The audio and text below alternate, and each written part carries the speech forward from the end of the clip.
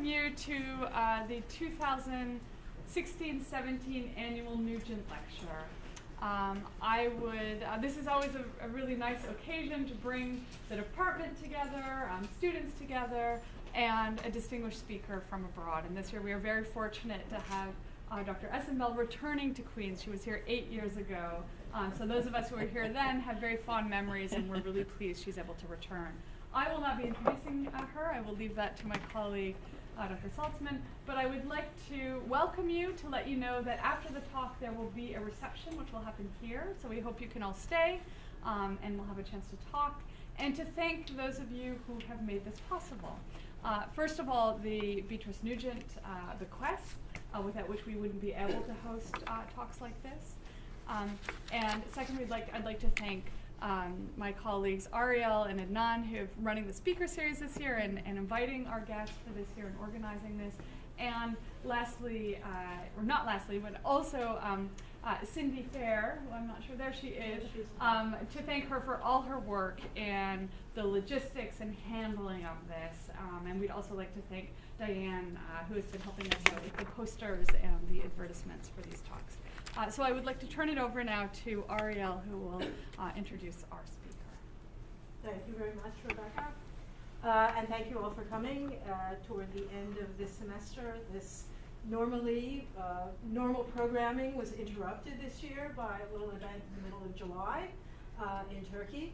And so instead of having Professor Esenbel in the fall, when we usually have the Nugent, we have her now, and we're very, very happy to have her. And as our chair said, we're welcoming her back after 8 years.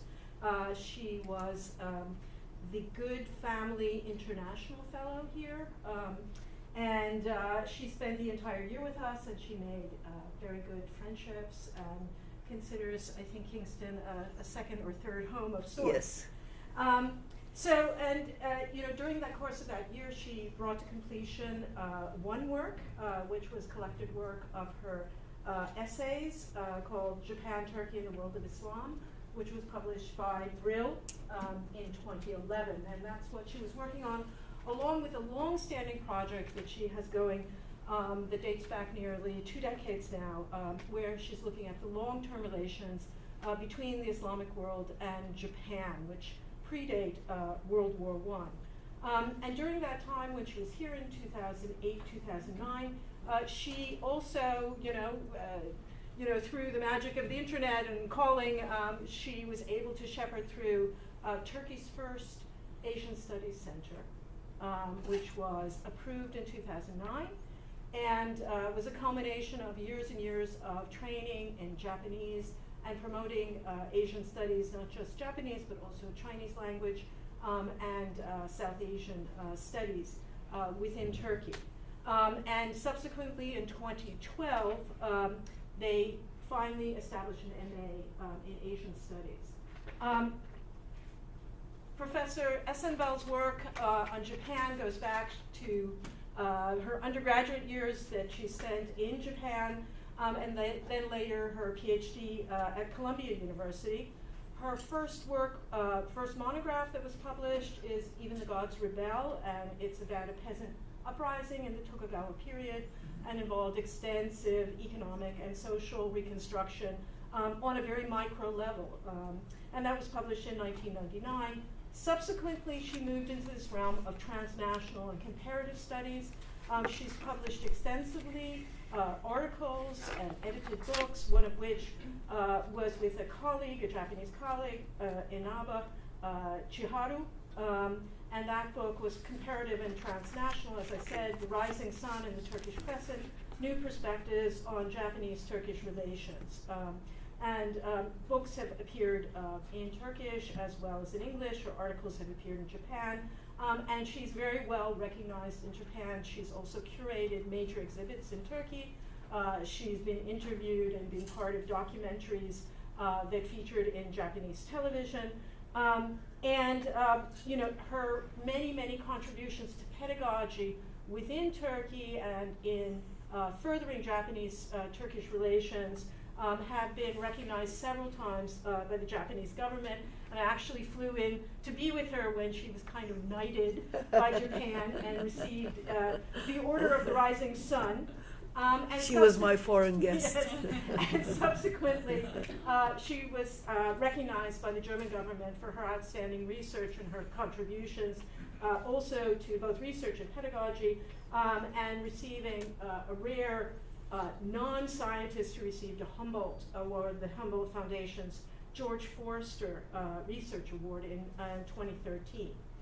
And again, final note, we thank her very much for returning to us. It was much perseverance on her part. Travel between our country and the Middle East is not easy these days and getting more difficult all the time. And for her to come such a long way, knock her head against the bureaucracy, deal with faulty transfers in Toronto and all the other that comes with it. It's really amazing that she did this. And just one final note, she continues to teach in the history department, although she's an emeritus professor, and she is the founder and continues to be the academic coordinator of the Asian Studies Center, which is located at Bogazici University.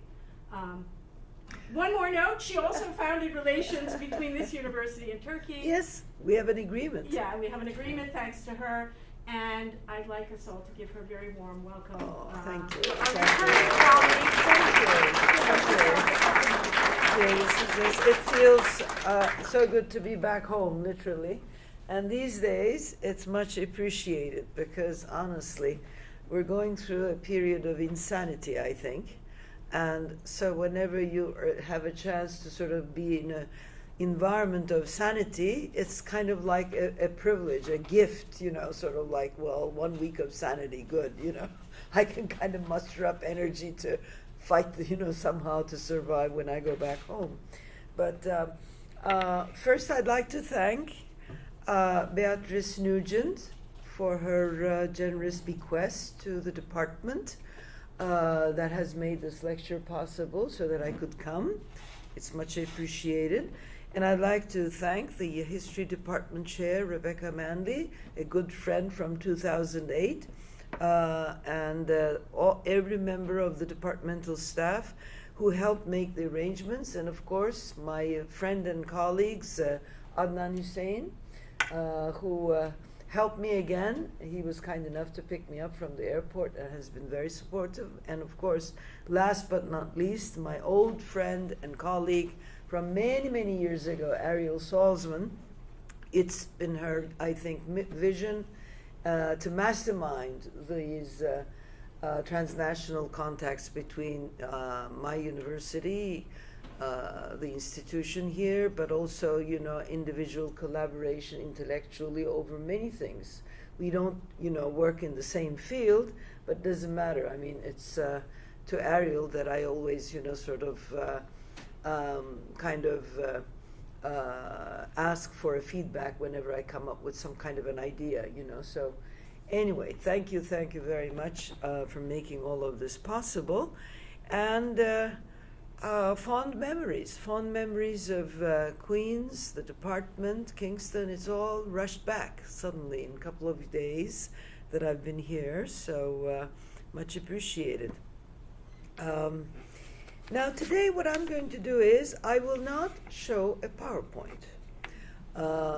These days I've sort of, weaning myself from the PowerPoint somehow, because I think it's good, when you're introducing something which is very, very alien to the audience, and you need to show some images, otherwise it doesn't make sense, and so on. But I think that somehow with the topic that I have at hand, the details might be kind of, new for some of you because I'm dealing with Japanese history, Turkish history, and so on. But I think the overall argument, it's not something which is so odd that, we would need a PowerPoint for that. So I'm going to talk really about modern history and the way in which we conceptualize modern history. Roughly speaking, I'm really thinking of the 19th century and the 20th century and the few years that we've had experience going into the 21st century. So the title of the essay at the moment is Between Modern Universalism, New Traditionalism, and Alternative Modernity. Global Perspectives on Japan and Turkey's Quest for Modernity in an American Century. So we've got Japan, we have Turkey, and we have the United States. And we have the 19th century and the 20th century. It's kind of complicated even for me, but somehow I'm obsessed with this combination, all right? And I think that this poster is a perfect representation, by the way. Thank you for the poster. It's a beautiful design. I'm going to frame it, when I take it back home. So this essay ventures to trace the concepts of modern universalism, new traditionalism, and alternative modernity in Japan and Turkey through three different and divergent settings. So I'm using three different categories.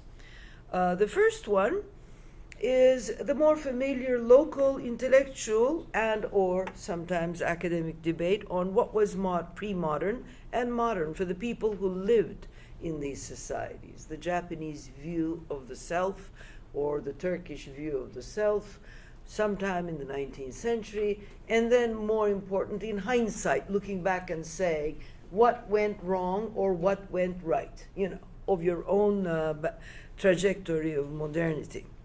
Then the second level is the American Academy's debate on the concept of the early modern and the modern as it applies to non-Western experiences of modern history. Because the concept of the early modern and the modern do not necessarily mean the same thing. When you're talking about France, which is the France of the Enlightenment, Diderot, Voltaire, the whole thing that began modern thought, if you will. And then when there's an attempt to use the very same concept, early modern, for other cultures, other societies, other experiences, you use the same concept, but somehow, the result is divergent indeed, especially when it deals with the so-called non-Western. I don't like the word non-Western, by the way. I mean, I force myself to use it because it's like, everybody's using it, so you have to use it. But if I have to, I use the term non-European because Europe is a geography, it has a history, so people who live outside of that geography. I'm very comfortable with that. But non-Western bothers me. There's nothing to be done. Anyway, so I picked up some of these concepts from my readings in recent years. Sometimes it's good, especially at my age, you leave empirical research for a little while. You start reading here, you start reading there, and then you try to make sense of what you've been doing, trying to connect it, to publications on American history, French history, Chinese history, whatever, and see, okay, I've been dealing with the same century, but, does it connect or can it connect, to the same shared experience? In the end of the day, people around the globe, they share the same time, even if it's not through the same concept of temporality, but, they live sort of in a shared time. So my first concept, the idea of sort of somehow attaching an American century. I like that one. It's a little conspiratorial, It gets you out of the Academy's hallowed, beautiful ivory tower and, sort of dints it and, links it with the big dark forces out there. Like there are world powers, and they have strategies, and they have failures and successes in strategy, and they sort of decide on what things should be for the next 50 years, and you don't even realize it because you're doing your nice innocent research and writing your history article, and oops, suddenly the whole world is, pulled under you. And it's like, oh my God, who decided that? It wasn't me, certainly. So the American century comes from Sebastian Conrad, whose book I strongly recommend. Please, doesn't matter what kind of field of history you're in, it's just a good read, and it's especially good, I think, for people who are interested in historiography or maybe are, tasked with teaching it or something like that, and You want students to be familiar with, sort of different ways of doing history and so on. Anyway, the title of his book, and this is, by the way, of his works, I think this is the less famous one. The Quest for the Lost Nation, Writing History in Germany and Japan in the American Century. This came out of the University of California Press, Berkeley, in 2010. Now, he's got other books. Sebastian Conrad is an interesting guy. He's worth following. His book on what is global history has just come out of Princeton, I think, about 6 months ago or something like that. And it's making the rounds. It's a nice thin book. It's one of those thin, sort of like conceptual debates, if you will. His other important monographic works deal with basically the German colonial experience and the little but failed attempt of Germany to start an empire. Somehow they're not good at that, They try and then kind of collapses. Somebody else comes and takes over the territories, But anyway, that's a German problem. So Sebastian Conrad's work traces the birth of modern historical writing as a scholarly and academic field, first in Prussia of 19th century Germany. We all go through this. Ranke, the birth of Ranke's ideas, his, scholarship, how it impacted the idea of scientific history writing. Come on. Columbia was founded by assistants of Ranke. Hello. They may be doing postmodernism today, but the founder of that department of history was very empirical, very scholarly, very scientific, sort of like to the point, if you will, document-oriented historiography. And the founder of the Department of History of Japan, Tokyo University, was also another assistant of Ranke. So Ranke just didn't remain in Germany. Ranke's kind of positivism and historiography, it kind of like spread around through his assistants and also through translations of his works and the enthusiastic adoption of scientificity by everybody who wants to be modern and scientific sometime at the end of the 19th century. So he follows this with a discussion of the interaction between modern Japan and Germany, this Ranke connection, which is the foundation of their historical methodology and the foundation of their national archives and, the whole sort of like institutions of historiography in Japan. And then he moves into what happens at the end of the Second World War. Well, Japan and Germany, for their own, unfortunate, mistaken, sort of if you will, vision of building an empire by violence and attacking and invading the countries of other peoples, Nazi Germany first and Japan second, they, as you know, signed a pact, an Axis pact in 1938. And then, the story of the Second World War, Pearl Harbor, the atomic bombs, the end of war, the end of Nazism, fortunately, and the end of Japanese, aggression in Asia, fortunately again. So the post-war period, if you're doing the history of the occupation of Germany and Japan, is a period of not only just, sort of reform, but it is also a deep-set reconstruction of both societies' conceptualization of history and the teaching of history. So it's not just the economy or the constitution or the law or something like that. The Allied occupation, read that, American, by and large, especially in the case of Japan, really reconstructed historiography. Some concepts were no longer usable, and new concepts had to be invented for the interpretation of the modern experience of the people themselves. In other words, the occupation brought in an extraordinary new intellectual, if you will, slant into the way in which history was interpreted in both countries. Now, I'm not going to deal with Germany. You can please read Conrad, and he gives a very in-depth analysis of, what was going on in Germany. But of course, the Japanese experience is very important. because in this case, the Japanese experience of looking at their own history, well, every people's looks at their own history, definitely, but in the Japanese case, it's very much tangential, entangled with American global strategy of the post-war period. In other words, it's not something which is independent of Washington, D.C., and the way in which not only the American Academy, but also the way in which the State Department, and maybe the Pentagon too, wanted to reinterpret Japan's modern experience to make it fit with the Japan that they want after 1946, okay? So that's where the global, strategy intervention comes in full force when you look at Japan. Now, the second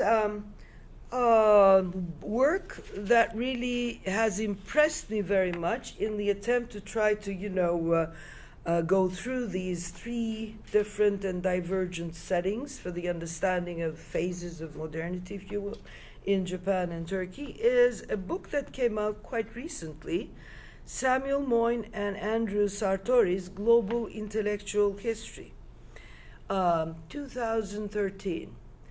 I was struck when I was reading this with this one sentence that took me back to my graduate years in Columbia when I was studying Japanese history, to be sure, but we had to go through a minor, qualification preparing for modern Chinese history. So I had to read a lot of secondary works in Chinese history, and I had to take 2 years of modern Chinese, 1 year of classical Chinese. Otherwise, I couldn't get the Japanese history PhD. This was sort of like part of your, kind of blood, sweat, and tears, of the program.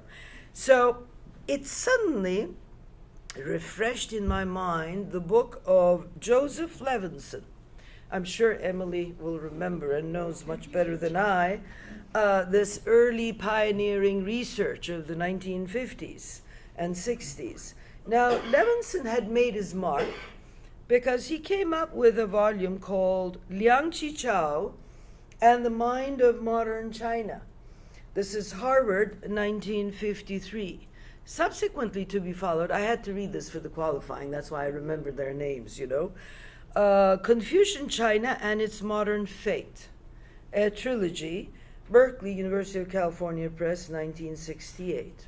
Now, in these books, Levinson came out with this very sophisticated conceptual analysis of the mindset of Liang Qichao, Kang Youwei, and all of the other reformist, quote-unquote, modernizers, if you will, of the late 19th century in Qing Dynasty China, and also with, of course, the revolutionary ardor of the Chinese nationalists who diverged from them around the turn of the century, people such as Sun Yat-sen, who came out with the idea of Chinese nationalism, peoplesism, democracy, and so on. Much more, if I may say so, constructed as a kind of radical vision, say, compared to Liang Qichao and Kang Youwei, although they're kind of the same generation, if I may say so. So he comes up with this very interesting perception of saying that when faced with the Hegelian supersession of the Chinese mind by the challenge of Western universalism, Chinese intellectuals such as Liang Qichao and Kang Youwei now were faced with this problematique. By the way, it's not a Chinese problematique. The Turks face the same problem. Everybody faces the same problem, that you have to choose between now a new civilization, not your own, as representative of modern universalism. In other words, unfortunately, you may like it or not, Confucian civilization no longer convincingly represented a universal system in reality, outside the doors, if you will, when you check what's going on outside the doors. So you had to kind of give that up. And then on the other hand, you didn't want to give it up. Everybody faces this dilemma. You didn't want to give it up because you feel like you're losing yourself, So what do? You take that original teaching, which claimed universalism, if not modern, but classically, then you transform it into a particularistic identity of the self. And you say, I'm Chinese. And therefore, this is why I think that Confucian values are important for me. I will accept the West as a modern universal, okay? But I will continue to hold my former, universal civilization's values, but now as a particular value. You might say as an individual identity, national identity, whatever, but there is definitely a kind of demotion going on here, and it pains. It pains because you've got to kind of shift things around, and you can no longer say that Confucianism just simply, is so universal and cosmic and that's it. You can't. It's just not convincing anymore. You keep losing battles.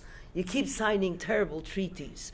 And, you keep even losing your economic, if you will, sort of self-confidence and so on and so forth. So, it's a beautiful analysis. So he says, anyway, they try to now battle with the environment that they're in, especially Liang Qichao and his generation earlier, by saying, okay, we'll hold on. We'll hold on to the empire. We'll hold on to the institutions of the Qing dynasty, but we'll change them too. We'll change them, bring in the West, because unfortunately, whether you like it or not, it's universal, it's global, but we won't bring in everything.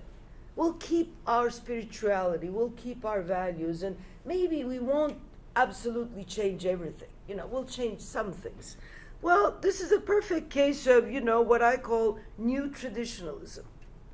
In other words, there's some Westernization that's admitted here, acknowledgement of the West as, dominant, hegemonic in there, but, you're not opening the windows completely or the doors. You're opening it to some, entry, and you're trying desperately to keep your sense of belonging to a former sense of the universal, that you represented by saying, it's my spiritual identity now.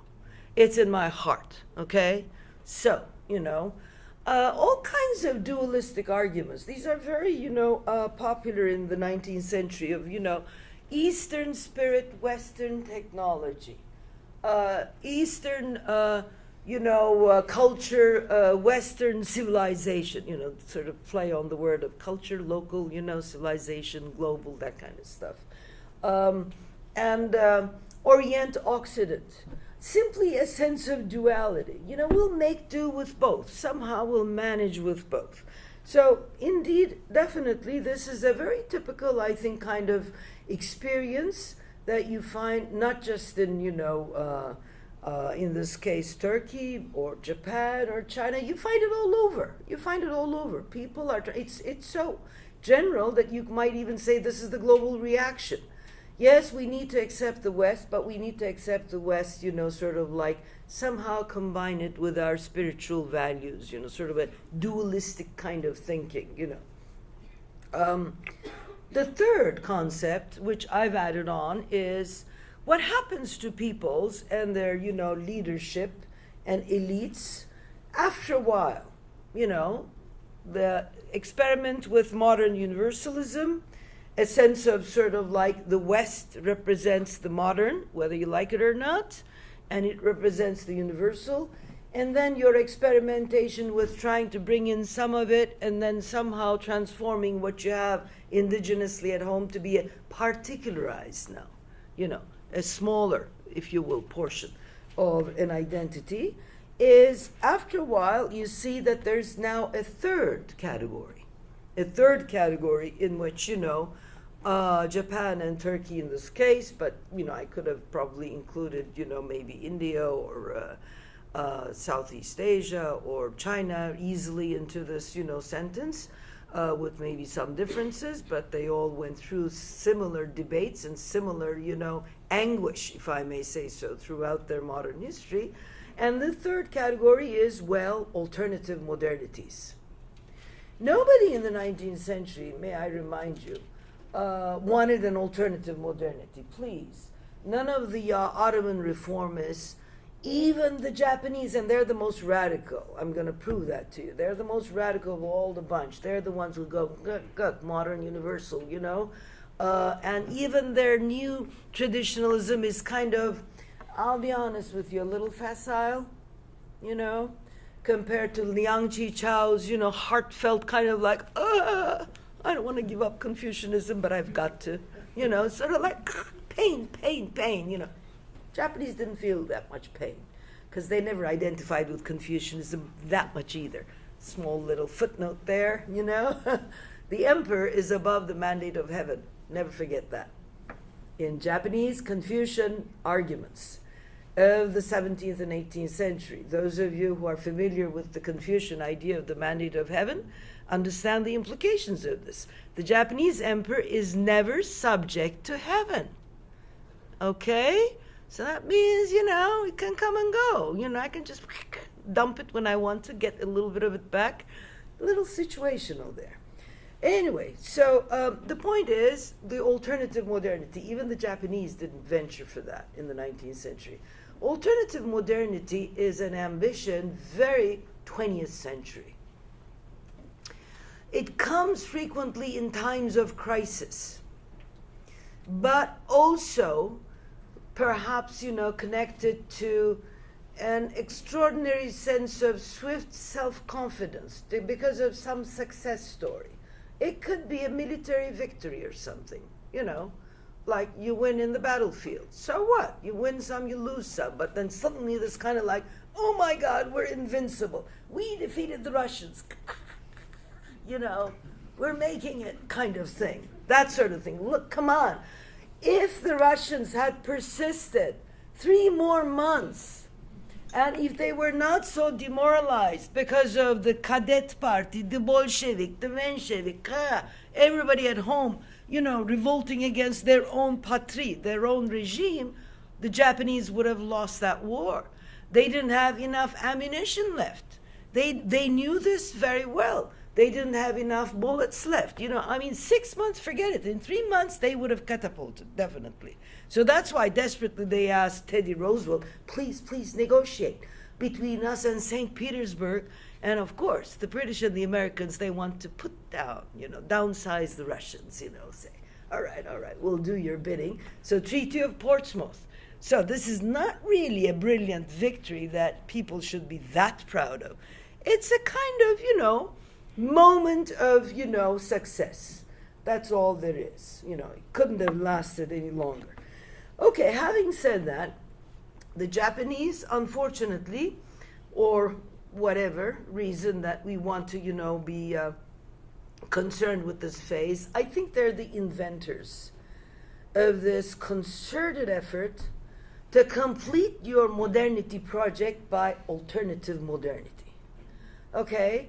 You start off with, saying the West is the modern universal and so on, and then you flirt in the 19th century with some idea of, new traditionalism, a little bit of this, a little bit of that, and everybody has their own kind of hybrid collage here. But the first, I think, people who really, I'm talking about Asia, maybe in Europe it will be the Germans, unfortunately, by candidate here. But the Japanese are the first ones who really constructed this idea. Okay, we're moving in. We've deciphered the economy.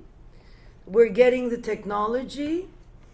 We even got a couple of, Nobel Prize winners. They've got a couple of Nobel Prize winners, And we defeated the Russians. Hello, white men, So that really kind of gives you a sense of, pride, Plus, we've been a success story. Why? Global opinion says so. Throughout the 19th century, Japan is the rising star of the East. The British love them. Everybody likes them, Maybe the people at home, like the Koreans, don't like them that much, but, who cares? Nobody, the global press is not listing what the Koreans are saying. They're listing what the British public opinion is. So this uber self-confidence, if you will, led to the rise of Pan-Asianism.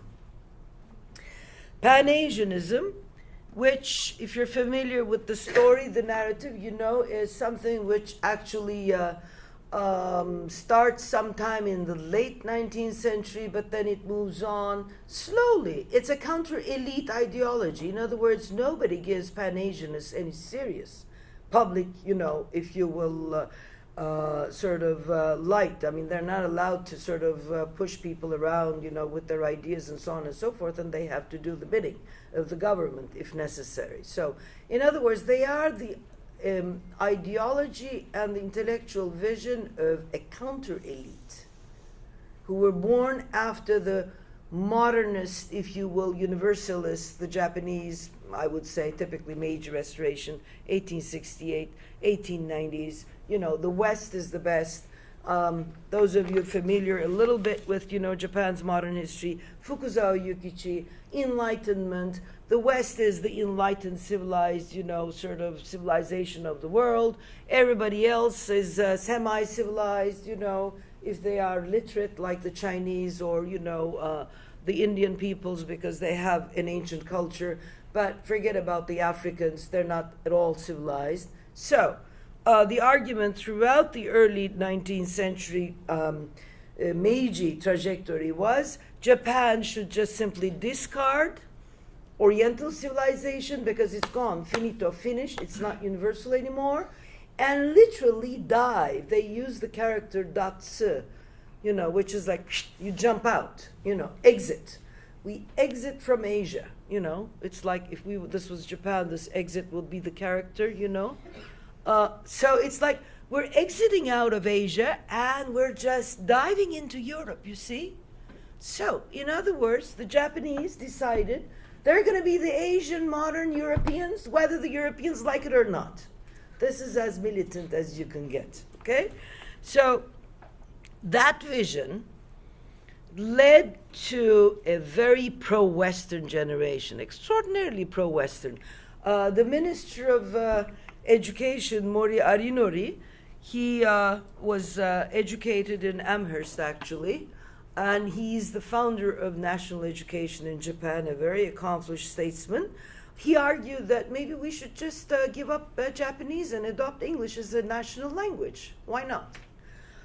He believed in, this is really cynical, he said, 3% of the population should convert to Christianity. Somehow 3%, not 2.5 or 5. I have no idea. And the reason is, he said, because the missionaries love it. If they see 3% of Japanese enthusiastically convert, they'll be so happy that they'll help us. Set up schools, send textbooks, give money, be nice, friendly. So, to placate the feathers of the Europeans and the Americans, we should encourage some Japanese, for patriotic duty, of course, to convert to Christianity to help the empire. I mean, this is as cynical as you can get, it's unbelievable. This man, I think, was Machiavellian, and I don't think he even read Machiavelli, this is the ultimate. But anyway, so Mori Arinori, he was this, founder of modern national education. It's a collage of the French and the American systems. And he is the one who really was he totally pioneered the education to graduate a new generation, not only of men, but also of women. And that's how iconoclastic his vision was. We are creating a new nation, thank you very much. It has nothing to do with the past. And we've dumped Oriental civilization into the garbage can. We've adopted modern Western civilization as the universal, but we are Japanese at heart. You see? Somehow, the heart, the spirit in this case, remains hidden, and it remains Japanese. A mixture of Western values with some Japanese values, but you don't let people see it too much, you kind of keep it to yourself, sort of. I think that legal history shows the nature of reforming polities in the 19th century the best. In other words, when you look at the way in which, the argument of traditionalism, the argument of the modern universal, the grammar itself is quite familiar. I mean, you'll find many intellectuals who speak the same language and who are concerned about the same issues all over, in the non-European world. But when you look at what they do in terms of legal reforms, that's, I think, a litmus test. there you understand, are they really modern universalists? Or are they truly, sincerely, not in the superficial Japanese sense, please, but they are really sincerely believers of new traditionalism, that they want to keep some things. They don't want to dump everything into the garbage can because they value it, and they don't think that, adoption of modern Western civilization should be so total that you're completely without your own sense of the self, heritage, and so on and so forth. So there, if you look at again the Japanese experience, the Japanese were the total modern universalist, total acceptance of Western civilization.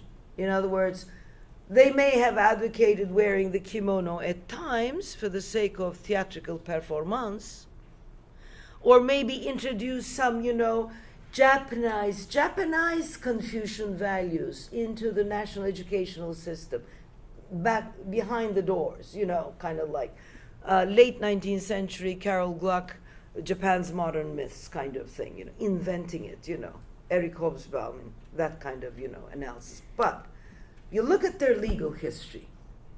1872, Imperial Edict. This is one page. It's not even 2 pages.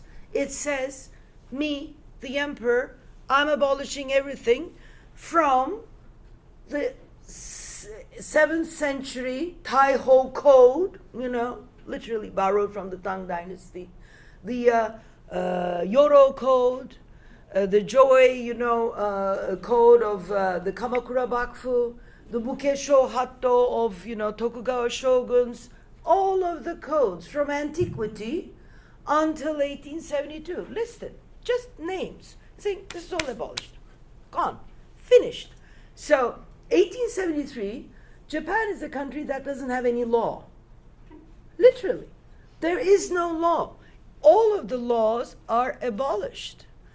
From 1872 on until 1911, the Japanese quest for modernity is a construction of a new legal body, which is the structural foundation of their modernity. And it takes them until 1911, to be exact. So they first start with the administrative code, which is French.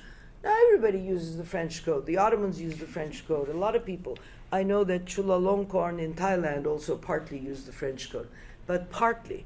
This is not the Japanese game. The Japanese game is completely. So the administrative code is, Code Napoleon, translation and adaptation.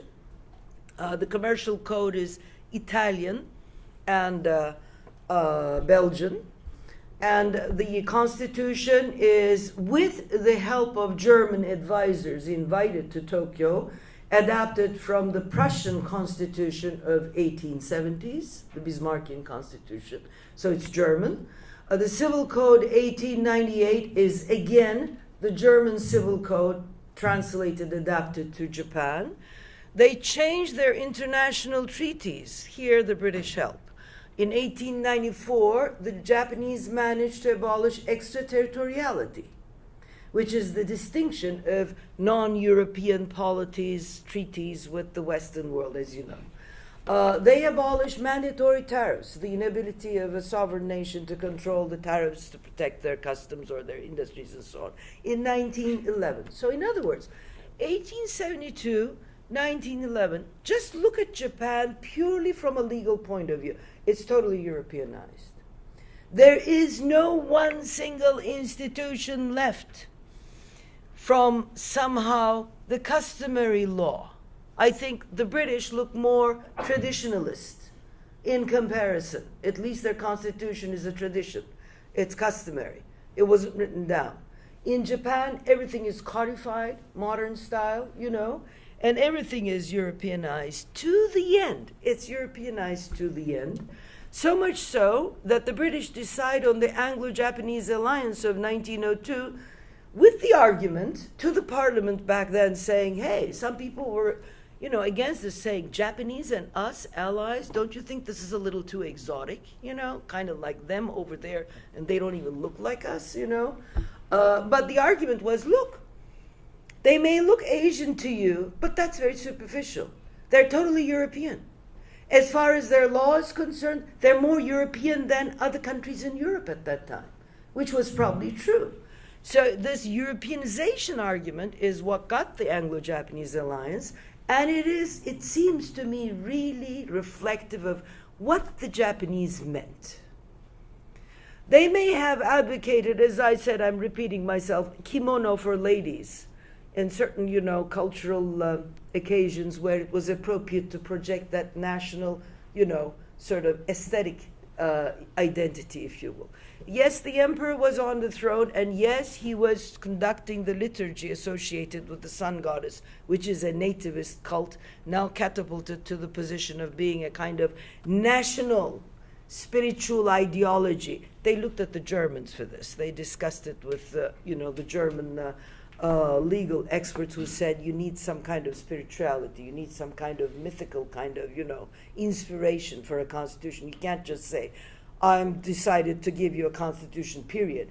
You have to refer to some hallowed ancestry, some mythical origins of your great nation, and so on. So Shinto became the conduit for that, But Japan is essentially the most westernized polity, period, of the non-European world by the end of the 19th century. They're totally westernized as far as law is concerned.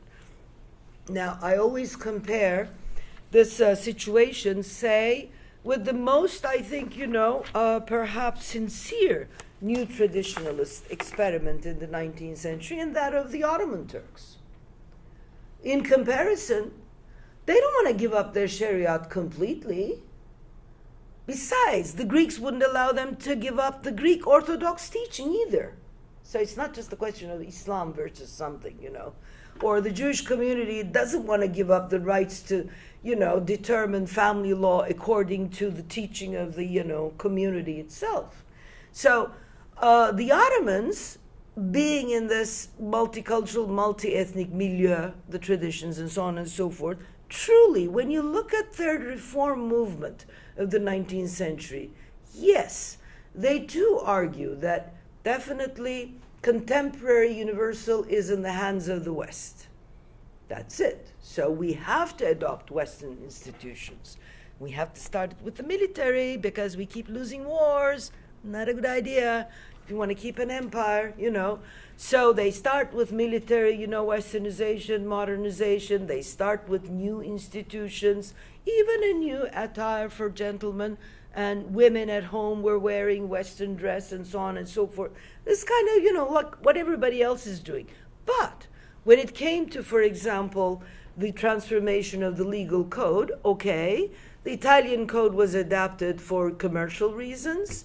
The French code was adapted for some administrative, new codification. But when it came to the civil code, well, Abdullah, Cevdet Pasha, Ahmet Cevdet Pasha, who I think is one of the most innovative individuals of the 19th century, he decided in 1877, no, we will write our new code, because it's not appropriate. It's not just Muslims, but everybody else too. They want to keep their family law. They don't want to give up their family law. They're not the Japanese. The Japanese dumped the family law. They took the German law, tinkered it a little bit to fit their, purposes. They don't want to be like the Japanese. So he wrote the Mecelle, which is a modern codified text based on the format of European codification, but the content of it, philosophically speaking, and also in terms of legal argumentation, was derived of the Shariat, as you know very well. And by the way, it was a success story. I understand that it was used until the 1950s in many countries in the Balkans, and also in the Near East, and Israel continued using the Mecelle until 1984 or something like that. So in other words, it was a text which helped solve an individual's problems in an age of private property, in an age of, modern commerce. What is a sale? What is a purchase? What is debt? What is, a guarantorship to borrow money? What is forfeiture? What is trusteeship? all issues that would have to deal with a modern individual in a modern globalizing economy. And you need a code. You can't do it without a code anymore. That's what everybody else is doing. In other words, I think that the Ottoman experience was definitely real new traditionalism, in the sense that they said some Western institutions, but we don't want all of it. Some things just will have to be reinterpreted. Some things may be just left as is. A collage, a mixture, if you will, which does acknowledge the importance of the West as the universal, but doesn't, like the Japanese, go and just embrace it and say, I'm bringing everything in, and I'm abolishing all the laws. This is something that Cevdet Pasha, he would have had a nightmare, probably, some kind of a nervous breakdown or something. So anyway, my point is, legal history tells you what the elites really want. Culture doesn't explain that much, unfortunately. It doesn't, because culture, you can manipulate culture and change it in 10 years. Law, once it's promulgated, it starts working, you can't dump it into the garbage can because you've changed your policy. Or anyway, you won't be able to do it if you claim to be civilized, Having said this, now let's get into this third stage, and then I'm going to go into my American historiography and argumentation. The third stage, as I said, is this alternative modernity. Now, you, as I said, briefly put, follow the tracks of the Pan-Asianists and you'll get the alternative modernity history of Japan.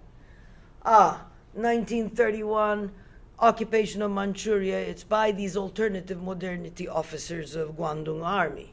They want to set up the empire. They're going to kick everybody out. So 1932, they assassinate the prime minister for this purpose because they don't like parliamentary democracy. It's too westernized. It's too cosmopolitan. And they even have a term, these Pan-Asianists, for representing their defiance of the West. I mean, they're angry guys. These guys are really angry. They're frustrated, they're angry, but they're ambitious. They're going to set up a modernity which is going to be the Asian modern. I was just sharing this information with my colleagues the other day. The mastermind of all of this, is a kind of brilliant, but a little, sort of unstable intellectual from Tokyo Imperial University Philosophy Department. He majored in Indian philosophy, unfortunately. So, I'm afraid that's the most embarrassing part of, this crazy guy. I wish that, he didn't misuse Indian philosophy in the way that he did. But anyway, he did. So, Okawa Shume is his man. And in 1946, he was arrested for war crimes. Actually, the Americans treated him very politely. He was a professor, scholar, PhD, Indian philosophy, difficult topic, And this is your average American lieutenant who's in charge of, Professor Okawa, we hear that you're a fascist mastermind. You're responsible for all the awful things that have happened in the last 4 years. What's your comment, So they're sort of starting their conversation. I read the interrogation in the original English. It was translated into Japanese later. And the question is something like, Professor, we understand that you're a, specialist of Oriental studies. That's what they mean by Indian philosophy. He is very angry. Okawa says, I'm not a specialist of Oriental studies. The Orient doesn't exist. He says, well, what are you interested in then? I mean, we thought you had a PhD in Indian philosophy. No, there's no Orient. That's only gone with the European colonial, project. There's only Asia. I study Asia because Asia is the history of the modern. The Orient is the history of the pre-modern. Asia is the history of the modern. So I'm not an Orientalist. I don't study the Orient. I study Asia. I don't understand, I don't know what the American interrogator thought. He said, okay, this guy, it's like, we've got some problems here, some issues of concept and so on. Anyway, that's a familiar story. Now let me come back to, Turkey. where is the alternative modernity attempt in Turkey? Because the new traditionalists, we can see them easily. Certainly, you know, from the Young Turks on, definitely in the early phases of the Young Turk Revolution, 1908 and 1923, the Republican Kemalist Revolution, that's very modern universalist. Even, you know, the Young Turk intellectual, who sort of is like the pioneer of modernism and nationalism in the Turkish sociological discourse and in the, you know, Republican idea of Turkish nationalism, Ziya Gökalp is his name. He came up with the argument that, okay, contemporary civilization is the West. Sounds a little like Liang Qichao a little bit, actually. It's the West, and we've got to accept it as is. Modern civilization, it's the West, and that's it. National identity, we need to Turkify everybody. In other words, the Turks were the founders of the empire, but you know the empire is going down the drain. We need a modern nation. Out of all of the complete cosmopolitan population reality of the empire, we need to Turkify everybody. Everybody has to learn Turkish language. Everybody has to somehow accept this identity. Whether you were Kurdish or Circassian or whatever, you know, you have to become now a Turkified kind of a new nation. This is the solution. But in your privacy of your heart, if you will, your inner world, you keep Islam.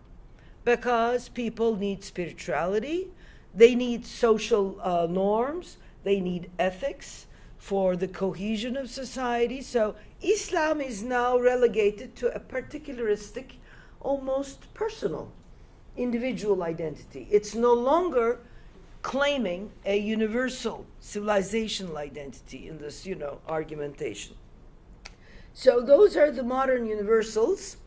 Definitely the Kemalist Republic is even more of a modern universalist looking at the West. Oh my God, you know, everything has to be exactly like the West. We have to have a secular republic. Islam has to be downsized to become just the question of privacy of faith. And, you know, everything, all the institutions, even the posturing and the appearance of especially the leaders of society have to be totally Europeanized, totally Westernized, you know. The ultimate in Westernization. The ultimate in Westernization. So where is the alternative modernity argument in the Turkish case?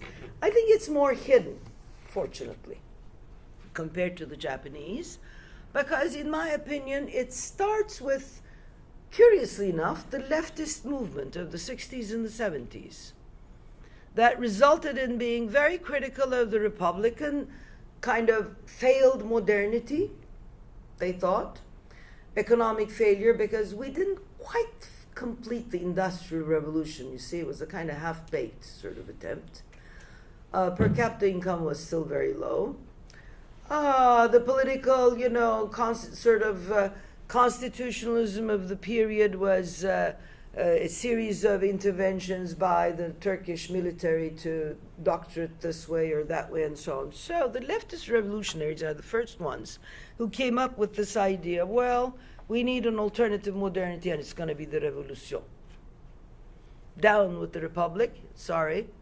Down with what they called superficial Westernism. I remember this. When I read that, you know, article back in 1973, I said, oh my God, what are we having here, you know?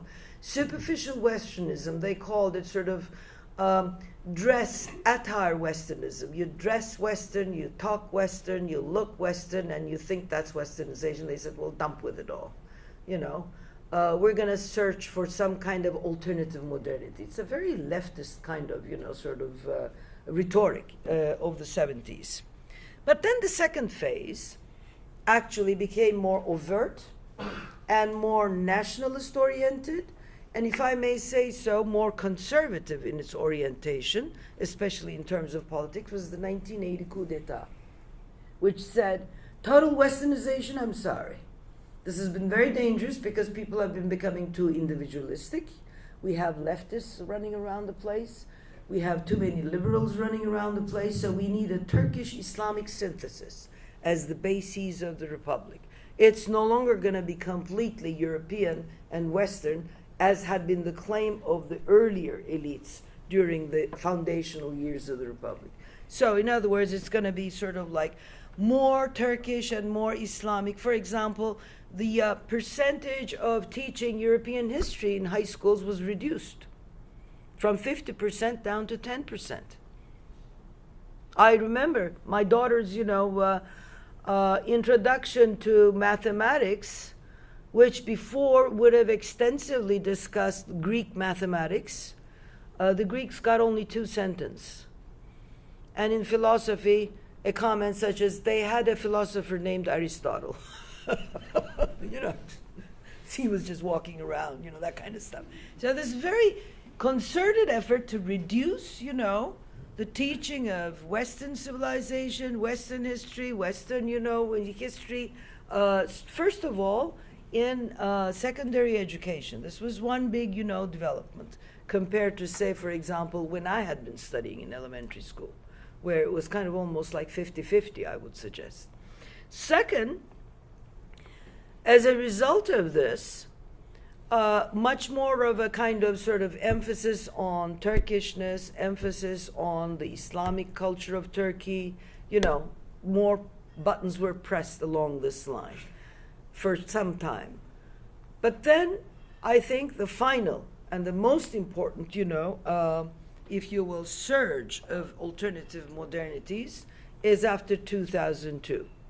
With the election through democratic processes, mind you, very democratic processes, of a party which was overtly Islamic in some of its persuasion. In other words, they never denied it.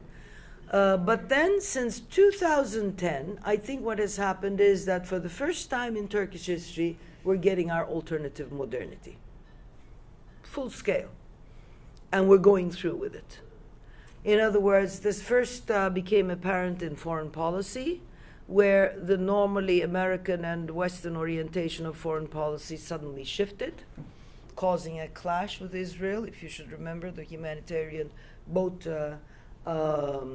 which was sent from Turkey basically to instigate this clash more than anything else.